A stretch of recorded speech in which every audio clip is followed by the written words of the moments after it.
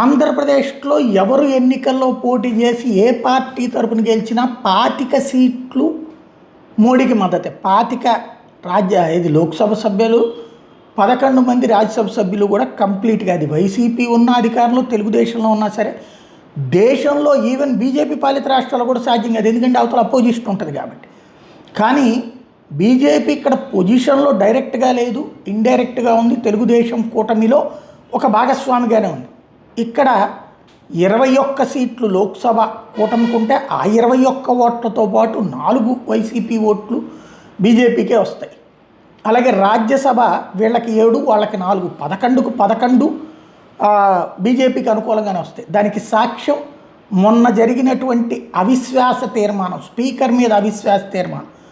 ఆ రోజున తెలుగుదేశము స్పీకర్ని సమర్థించింది, బీజేపీ ప్రభుత్వాన్ని సమర్థించింది, వైసీపీ సమర్థించింది, జనసేన సమర్థించింది. అది ఆ రోజున.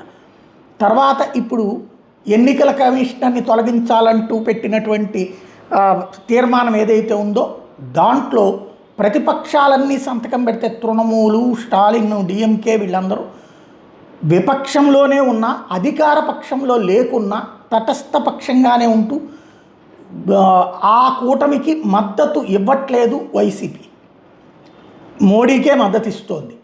దీంతో మండిపోతోంది షర్మిలక్కకి.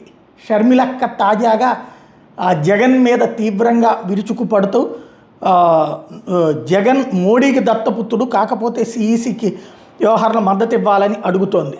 జగన్మోహన్ రెడ్డి గారు బీజేపీకి దత్తపుత్రుడిగా మారిపోయాడు. ఎప్పుడైతే ఆయన ముఖ్యమంత్రి అయ్యాడో అప్పటి నుంచి దత్తపుత్రుడిగా మారిపోయాడు. నిజానికి ఈ రోజు వరకు కూడా జగన్మోహన్ రెడ్డి గారు బీజేపీకి అండగానే నిలబడ్డారు. అదే బీజేపీ పార్టీని రాజశేఖర రెడ్డి గారు ప్రతి సందర్భంలోనూ వ్యతిరేకించారు. ఎందుకంటే అది మాకు మతతత్వ పార్టీ కాబట్టి. మతం పేరుతో చిచ్చు పెట్టాలి, ఆ మంటలో రాజశేఖర రెడ్డి బీజేపీతో ఎప్పుడు పెద్ద గొడవ పడలేదు, ఎందుకంటే ఆయన ఎప్పుడు బీజేపీ ప్రధాన ప్రత్యర్థే కాదు. అక్కడ రెండో పాయింట్ ఏంటంటే, షర్మిల రాజశేఖర రెడ్డి ద్వేషించింది తెలుగుదేశానికి వ్యతిరేకంగా ఆయన నిలబడింది.